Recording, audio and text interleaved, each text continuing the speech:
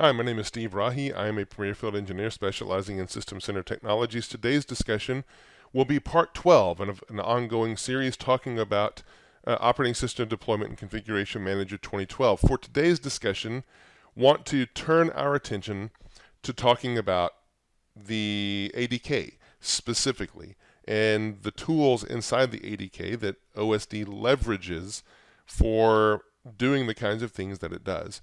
If you've ever installed ConfigMgr 2012, you know that one of the prerequisites is to download and install the ADK prior to being able to install ConfigMgr. The reason for that is because in OSD, if you use that feature of ConfigMgr, we leverage tools from the ADK. If you look at the install of the ADK to satisfy the ConfigMgr prerequisites, you'll realize that not all of the ADK is installed, only specific pieces, right? So the ADK is bigger than just what we install for OSD, and we'll talk about some of those, right? In terms of the ADK also, we've talked about before in this series that really OSD doesn't do anything. It doesn't do anything special, except it's a nice wrapper for some of the commands that you could do manually in the ADK, right? Certainly it does some more things, and it has ConfigMgr infrastructure to be able to leverage, and the distribution points and the throttling and all of that. But there are certain commands in the task sequence: image deployment, driver acquisition and deployment, software updates, disk partitioning, all that really come from the ADK.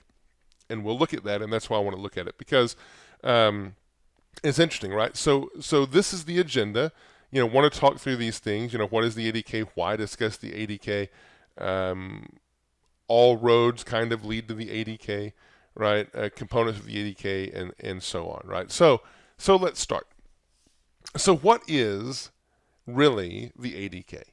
Well, already mentioned it. The ADK really is a set of tools that was designed to help administrators be able to mass deploy Windows in a very customized fashion, right? Certainly it's needed for OSD and MDT, as you see the last bullet point. It does not require those to work. OSD and MDT leverage the tools in the ADK in order to work, right? Every time a new operating system is released, the ADK is updated. Might even be renamed. It used to be that the ADK was named the Wake, Windows Automated Installation Kit. Now it's the ADK, right? If you had the original release of ConfigMgr 2012, it leveraged the Wake. Subsequent releases now leverage the ADK. So the ADK typically supports N-2 operating systems. So as of this recording, we have Windows 8.1, the latest ADK anyway, Windows 8.1, Windows 8, and Windows 7. There's the equivalent on the server side too, right? So that's interesting to know, because depending on the operating systems you need to support, it could be that you need to consider tools from the previous ADK and different things, right? We won't get into that here, but at least understand. So the ADK, very powerful tool set for doing imaging. It is largely command line driven. In some cases, that's kind of a nervous thing or unfamiliar territory for some folks. If it's not GUI based, command line is certainly a bit more typing intensive, but it's not that hard either. And you'll see some of that as we go along. Why discuss the ADK? ConfigMgr admins have enough that they need to know. Do you really need to know the ADK? You don't really need to know it, right? Well, can you do the job of OSD and not know the ADK? Yes, you can. But if you really want to understand OSD, then understand several of the ADK components drive imaging. Knowing the ADK is going to help you along the way better learn the internal processes of imaging, at least as they're driven by OSD. MDT can be useful certainly for troubleshooting if there's something that isn't going exactly right and you know what piece of the puzzle is being leveraged. It's going to help you along the way to figuring that out, right? There are, we'll mention it in a minute, the ADK kind of talks about some additional logs that are available in Windows that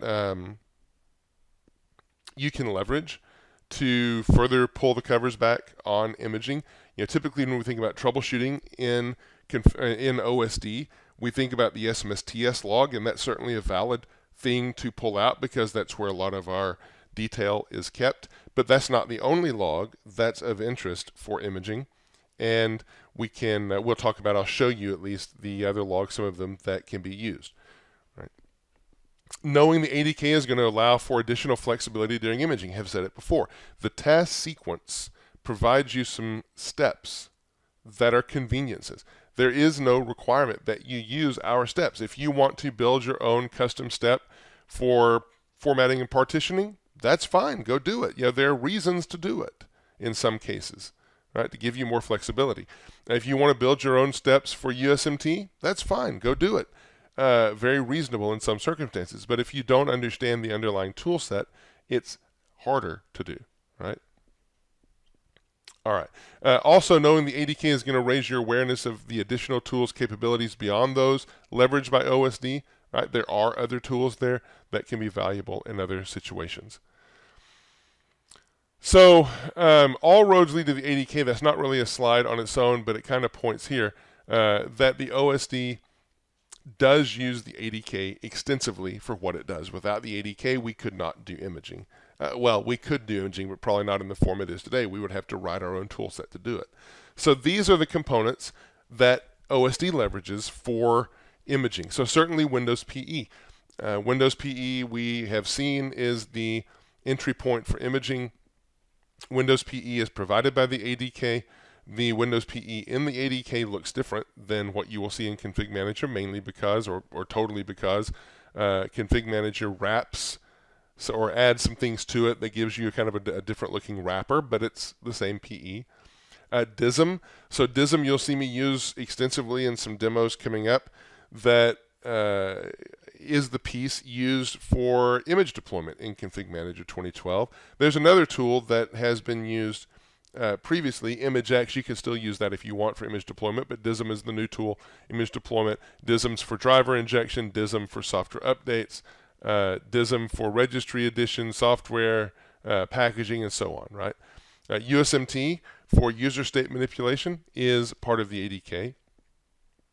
This one I put off to the side, Windows Image File Boot. I put an asterisk by it. It is not something, Windows Image Boot is not something we support as of, at least right now in this recording, in ConfigMgr, though there's a good amount of documentation about how you would use Windows Image File Boot in MDT. So if you can leverage it in MDT, it's not out of the realm of conceptual possibility that you could do it in OSD. Right, so it's out there with an asterisk. That comes from the ADK. There are other tools that we leverage, certainly from the ADK. The OSCD IMG, you'll see me create a CD in a minute, an ISO. Certainly whenever we create our ISO images and different things, CD images, whatever, we leverage this tool for helping with that. BCD Boot to set up the boot partitions and so on, DISM API, WMGAPI, other tools that are in there, right? These are pivotal to ConfigMgr. Other things that are in the ADK, not necessarily tied to ConfigMgr, Windows System Image Manager. Now this one I would put an asterisk by as well. I didn't, I should have, because this is a tool, while not required directly by imaging, sometimes is used to aid in imaging because this is the tool that generates unattend files. Well, why would you want an unattend file? What is an unattend file? Unattend file is something that specifies work to do essentially during Windows setup. And you can leverage it for just that, right? If you have had a situation where customer task sequence was really getting large and needed to trim it down, so we needed to offload some of the things in that task sequence to an unattend file to help us do that. That's an option too. There's other reasons, right? Other tools inside ADK, just to mention, the Application Compatibility Toolkit to help you whenever you're exploring whether your applications are compatible with the new version of Windows. Other volume activation, management tools, some performance tools, assessment tools, and so on, right? So I won't go into those. Just know there are a number of things in the ADK beyond those that we install with OSD. Now, mentioned on the previous slide that ADK provides detail about some of the logging that can be used to further troubleshoot the imaging process. Now, ADK doesn't provide these logs. They're written by the system, the Windows system. But these are some of them. So beyond the SMSTS log, we have the setup ACT log, the setup error log, the CBS log. All of these process the drivers that are installing and the packages that are installing and different things, maybe software updates or whatever else is in there, right? The unattended processing is recorded here. So a wealth of information that can be very pivotal to understanding issues during the setup phase and so on of an image. All right. So that said, let's walk through some of these things and show how they work, right? So I want to walk through and show how you would image with or create Windows PE. Then I want to do an image deployment. Then I want to show some image maintenance and so on that we're going to do specifically with the ADK. So let me pull in the lab. So in order to get the job of imaging done, we have to create Windows PE. It really isn't that hard to create Windows PE in the latest version of the ADK or recent versions of the ADK. The thing I'm going to do, though, to make it work easily is launch the deployment and imaging toolset version of a command prompt. I'm going to make sure I run that as administrator. Wow, there we go. All right. And it's going to add some environment details and things that will be useful to you while you're manipulating things inside the ADK. It certainly gives you a default path. But what we're going to do is go and use some of the tools created or provided to build PE. If you've built PE in some of the earlier versions of the toolkit of the ADK, Wake at that time, it wasn't the easiest process. Now it's a lot easier. So let me go back here. Sorry, there we go. So I'm just going to navigate to the full path. It's under the x86, Windows kits. Well, can't talk and type at the same time. Windows kits, 8.1, assessment and deployment, Windows PE. And we have two tools that we want to use. Copy PE, then make WinPE media, right? So the first thing I need to do is copy PE. If I want to see the structure for it, just run copy P, it will show you. So what I need to do is tell it what version I want to use, or architecture. I'm going to use AMD 64, and where I want to put it. And I'm going to call this A, because I have a couple of these folders from when I was working with this earlier. This folder is not created, but it will create it and adds the stuff in, and then it changes directory to it when we're done. Right? Well, I don't want to be in this directory because I need to run the process to make Windows PE. So I'm going to go back to Program Files and go back to Windows Kits, 8.1, Assessment and Deployment, Windows PE, and now I'm back. So I want to run the process make WinPE, but again, I need certain command line options, so I'm going to run it to create an ISO, and I'm going to tell it it's in PE AMD 64A.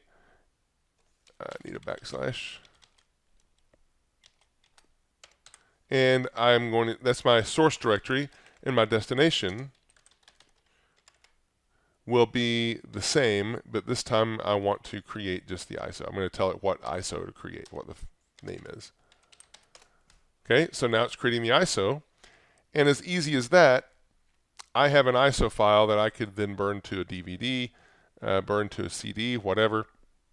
You see the ones from my previous work. There it is, right? So I've got this ISO already mounted onto this VM from a previous build. So you'll see that it's on my desktop already, right? So I can go ahead and launch this VM and boot from the ISO, and I will load up Windows PE. So we'll give it a second to load. And then what I want to do is use Windows PE to deploy a WIM. Very much exactly like ConfigMgr does it. It just has a different look and feel to it because this is the standard PE, not the ConfigMgr customized. Okay, so the first thing I'm going to do is connect to my network location where I know I have the WIM.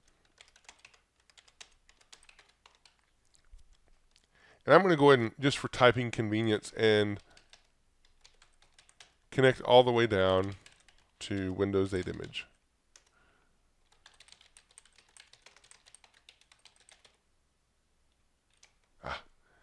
Typing that exactly backwards.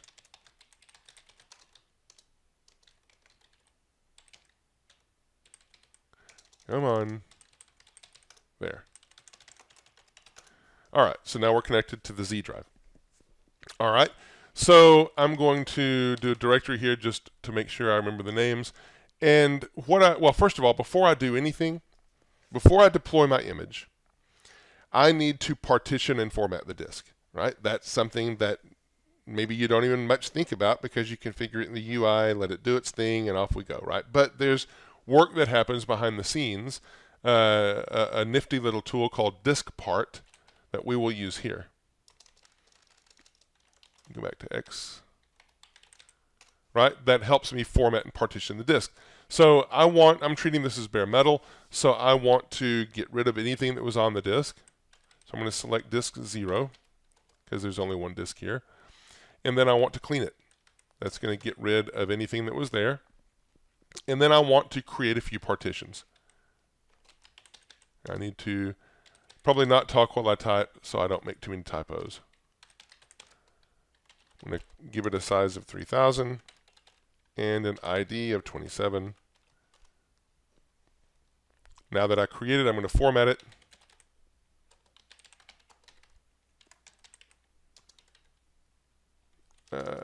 Yeah.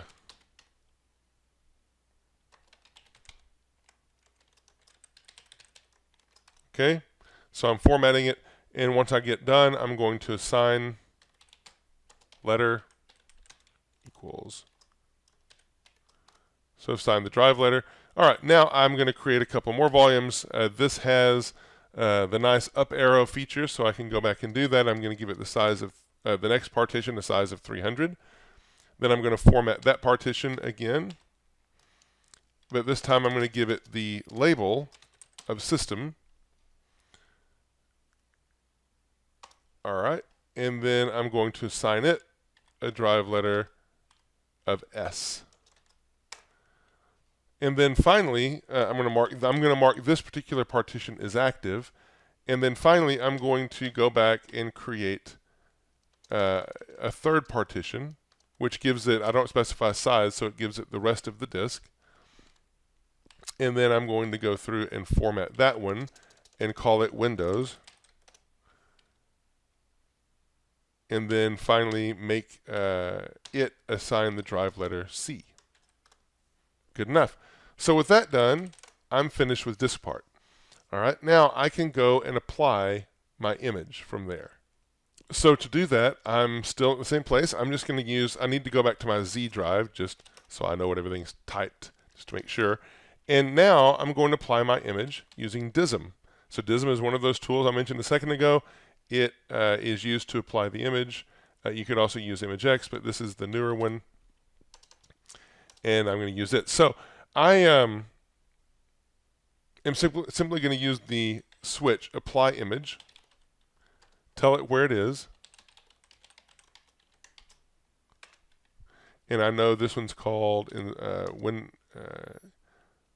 Windows 8 captured. And then I'm going to have to tell it inside the WIM we might have a couple of different images, so I'm going to have to tell it which image to apply by using the index. You could do this a couple of different ways. I'm going to use the /index. I'm going to tell it where to apply. And off it goes. Now it'll take a second and you'll see it start to load up. I'll pause the video after it starts to load just for sake of time. So here it goes, loading 1%. I'll come back whenever it gets closer to completion and continue the video.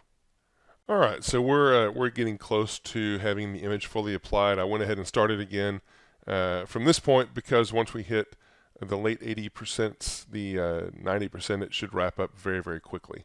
So we'll just give it another couple of seconds, let it tick through the remaining percentage of loading it, and then we'll continue.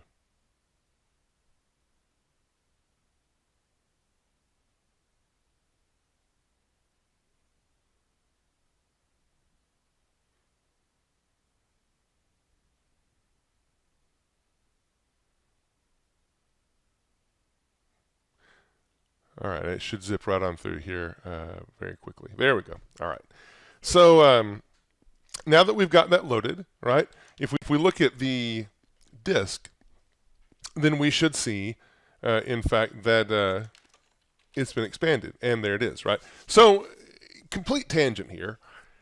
But whenever I show you this, you can see that what we did is we took the WIM, we took the contents of the WIM, we unpacked those contents to the drive on the machine. That's what we do, certainly during imaging, so that we have the OS laid down, we can boot and go on. But that's also the process we use whenever we are going through pre-stage deployment.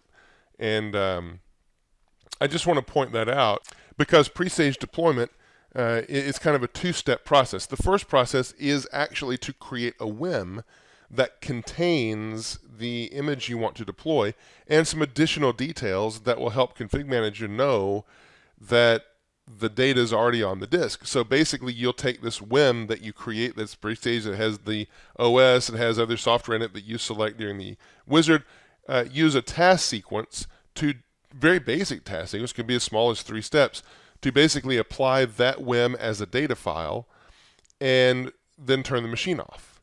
Then when you turn the machine back on and choose the task sequence that relates to that WIM, it's going to go through and recognize that the files are already there, the disk has already been expanded, most of the source files probably, or could be there for the software you want to install, and the process is much faster, right? We'll end the tangent there, right? Because pre-stage is a topic unto itself. But it's loaded. So now all we have to do is make sure that the disk is configured to boot correctly. So I'm going to go ahead into my C drive now that I'm there, now that it's loaded, into System32 and run a utility to quickly do that. BCD Boot, and I'm going to tell it the Windows is the root directory for the system, and I want to use English US as the language. It will do that and copy the source files. So if I go ahead and turn the machine off, start it, and allow it to boot, this time not from the CD, but directly from the drive that we just imaged, you'll see that it kicks off and starts, right? So it's going to go through.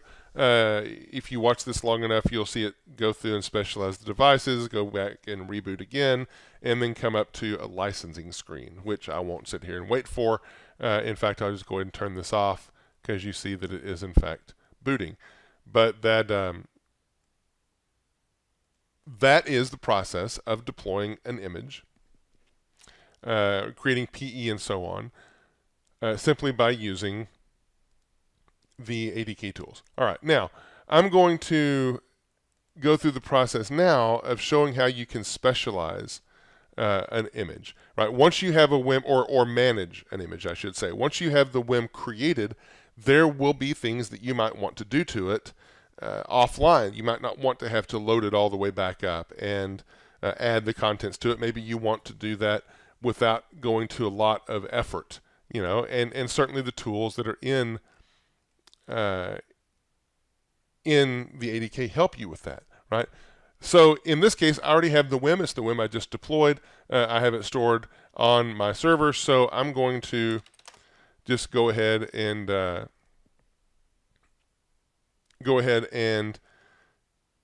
use that WIM to make some tweaks, just to show you how you can make some tweaks. So let me go into a command prompt here. Here I'm not going to use the deployment command prompt, just a standard one, but I am going to run as administrator. All right, and the first thing I want to do is check net use. I don't recall. No, well, if I type it right. Okay, so I've got the Z drive still mapped. So I'm going to use that because it points to the location. This is another server, just standard ConfigMgr server, but not the one that I have the data stored on. I'm just going to use this to build.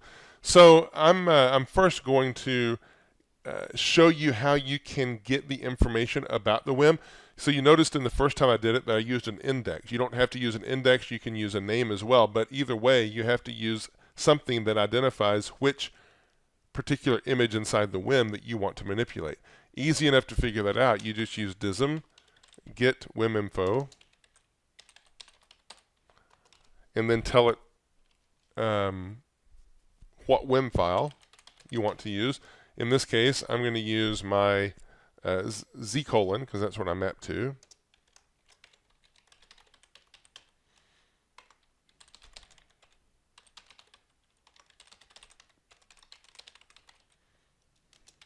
All right, and we'll get information about it. So you'll see that there's actually two indexes. This one is the BitLocker partition. This one is the actual OS, so that's why I specified index 2 whenever I loaded it. Right, you could just as easily refer to it by name, but index is shorter to type.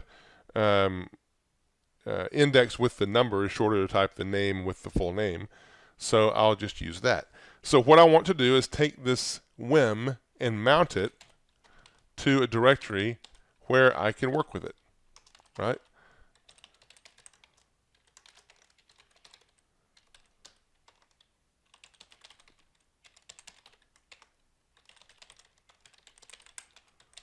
Okay, hopefully I typed all that right. I'll see in a minute.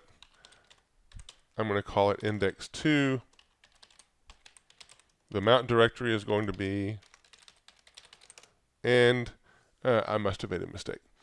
Let's see, mount wim file, z package source, Windows 8 image, Windows 8 captured, index 2.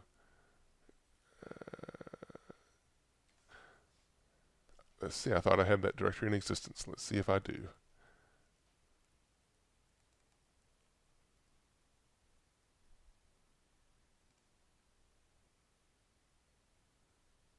Wim, that would help. To type it correctly, right? So I need to, I called it wim mount, should be wim mount. Good enough.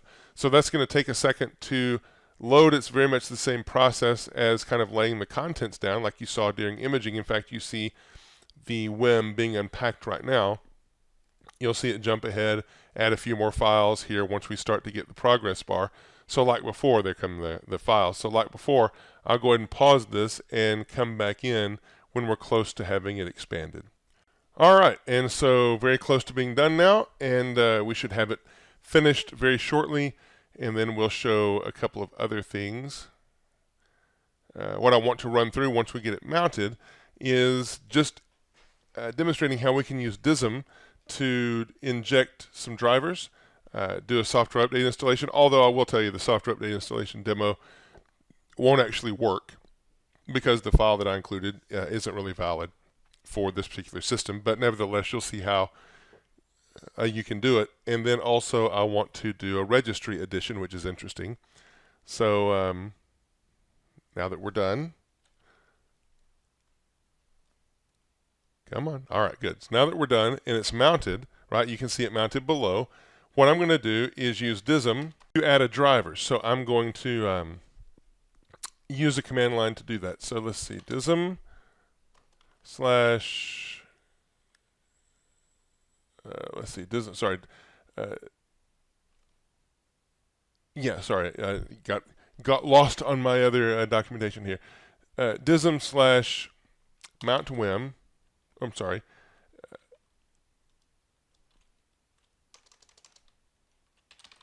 Image, that's what I want. And I'm going to use the add driver switch and tell it where the drivers are.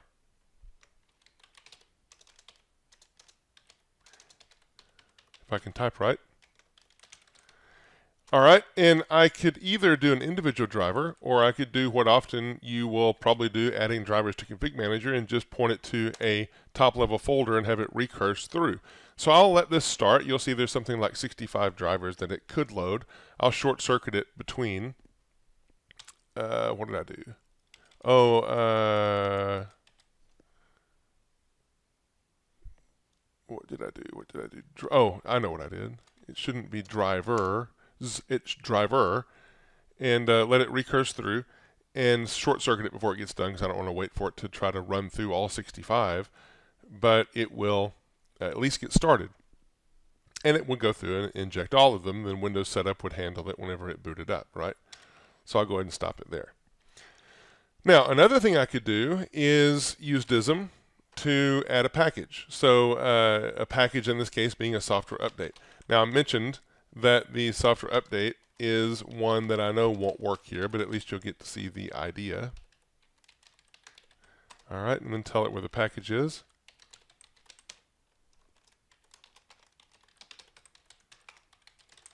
All right, same kind of deal. It'll quickly let you know, hey, didn't find anything. And then a third thing that we can easily do, now that the image is mounted, is we can manipulate the registry, which is kind of cool. So let me show you that. I'll do a reg load, and I'll tell it that I want to load a particular hive into a registry key called test, right? And then I'll point to the hive. So wim mount is where a wim is loaded, and then it's just a file directory shuffle from there. And I'm going to load the software hive. Okay, system never specify key. So wim mount Windows system 32. That's what I meant to do. All right, and it still didn't find it. Config.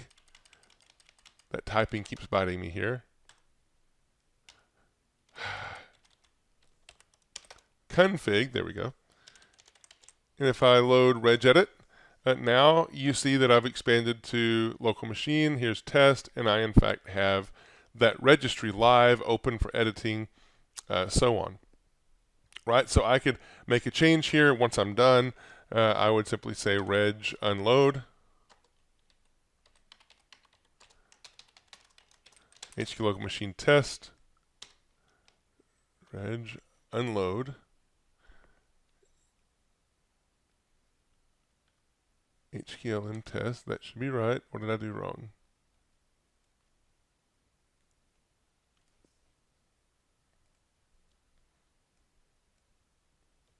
Make sure I update that. Not sure what happened. Reg, unload.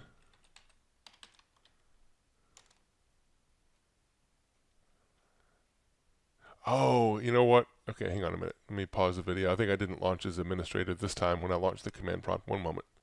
Nope, what I had done is I had just fat fingered it somewhere. I didn't see it at first, but apparently I did because I just did it again and it was good. So I unloaded that. Sorry about that. And then I just refresh and test is gone. So good enough. Now, I've got, with all of that, I've got all the changes that I might have made saved here, and so what I need to do is preserve those changes, the changes of drivers or software updates or software or registry or whatever. So the way I do that is I need to unmount the wim. So I'm going to use unmount wim, mount dir, and if I want to keep the changes, I just tell it commit. In my case, I don't, so I just tell it discard.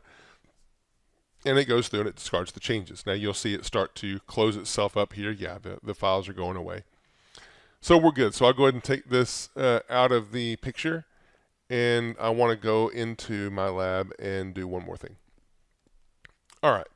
So this is my other machine where I have already loaded System Image Manager. Right? It's very easy from this path. It's just the WSIM folder in Image Manager. So Image Manager is essentially a tool that you can use to create an unattended file. So we talked about a little bit what an unattended file is. If you've never seen one and you look at it for the first time in XML, it can be a bit daunting, especially if you don't know how to read XML or haven't done that in the past. So in Windows System Image Manager, I'm going to need a distribution share. In my case, I've already got one created. If not, you could create one. This is where the changes and such that I would make to my answer file will be stored. Then I'll need to open up an image. So I just opened up the install.wim for Windows 8 Enterprise, and these are the various components that I have. Now, you could go through these, figure out where it makes sense to load various things, right? So I could go ahead and this is going to tell you certain passes it makes sense to load these things, certain passes it doesn't. So I could add to multiple choices here, and it all reflects on this side, right? And then once I'm done, I can save the answer file, no big deal, and call it. I'm just going to put it for convenience on the desktop. All right, and then that, even though it's called untitled, is my XML. Now, it's not going to be real pretty probably here to look at, but that's it, right? So very, very quick whirlwind tour. Definitely, this is something that you will want to spend time with if you want to use it. This is definitely not a tutorial on how to use it. That's a discussion unto itself, but it is a useful tool. The one place where I use this a lot, and recently, in fact, is whenever I was working with Windows Embedded. There's an unattend setup file that you can build there that looks very similar to this in terms of how to set it up, right? So, all right. That said, that's what I wanted to walk through with the ADK. ADK is core to OSD. If you haven't worked with it, you haven't seen it, you don't know how to use it, definitely worth your time. So we'll end the session here, and we will catch you in the next part.